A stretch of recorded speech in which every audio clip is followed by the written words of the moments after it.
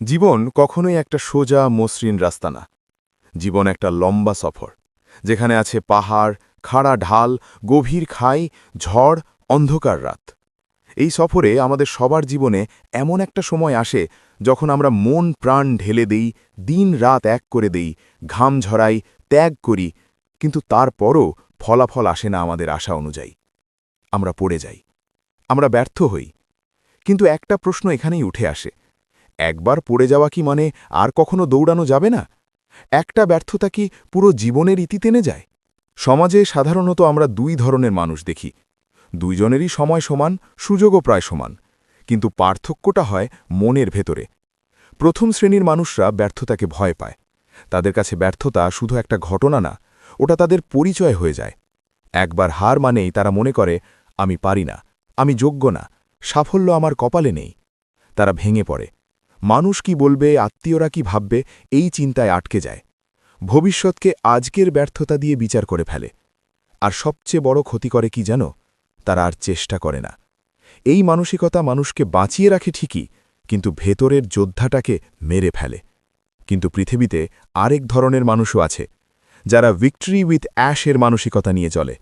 যারা জানে ব্যর্থতা মানে থেমে যাওয়া না, ব্যর্থতা মানে নিজেকে আরও শানিত করা।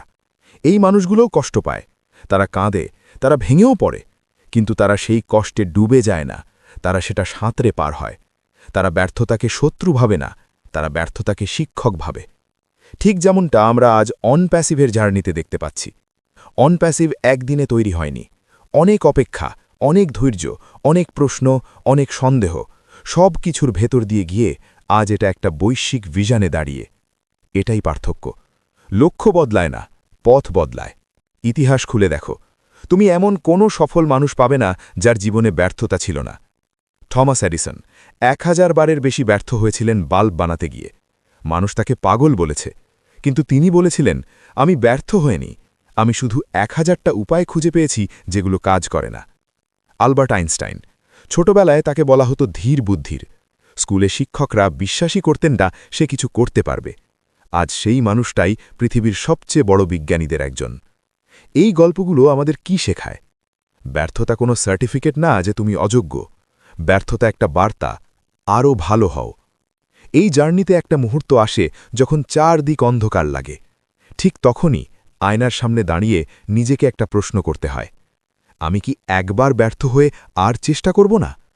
যদি উত্তর হয় না, তাহলে দুঃখের সঙ্গে বলতে হয়, তুমি হেরে গেছ।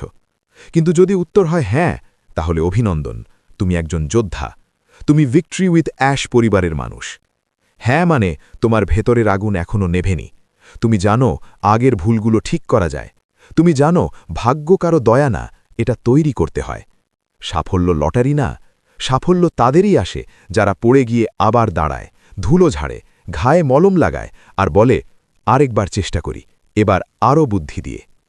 যদি তুমি কোনো প্রজেক্টে, বিজনেসে বা কাজে ব্যর্থ হয়ে থাকো, এখন বসে থাকার সময় না। 4টে কাজ করো। 1. স্বীকার করো তুমি ব্যর্থ হয়েছ। লুকিও না, পালিও না, এটা শেষ না, এটা শিক্ষা। 2. শান্ত মাথায় বিশ্লেষণ করো, কোথায় ভুল হয়েছে? পরিশ্রমে, পরিকল্পনায়, নাকি সময়? 3. মানুষ কি বলবে এই চিন্তা বাদ দাও, আজ যারা হাসে তারাই থাকবে তালি দেওয়ায়। 4. নতুন স্ট্র্যাটেজি বানাও, দ্বিগুণ শক্তি নিয়ে আবার নামো। ভিক্টরি উইথ অ্যাশের উদ্দেশ্য শুধু অনুপ্রেরণা দেওয়া না, এটা একটা কমিউনিটি, যেখানে পড়ে যাওয়া মানুষকে নিয়ে হাসা হয় না, হাত ধরে তুলে দেওয়া হয়। মনে রেখো, হিরে চাপ ছাড়া চকচক করে না, সোনা আগুন ছাড়া খাঁটি হয় না। তুমিও এখন আগুনে আছো, তুমি ভাঙছ না, তুমি তৈরি হচ্ছ।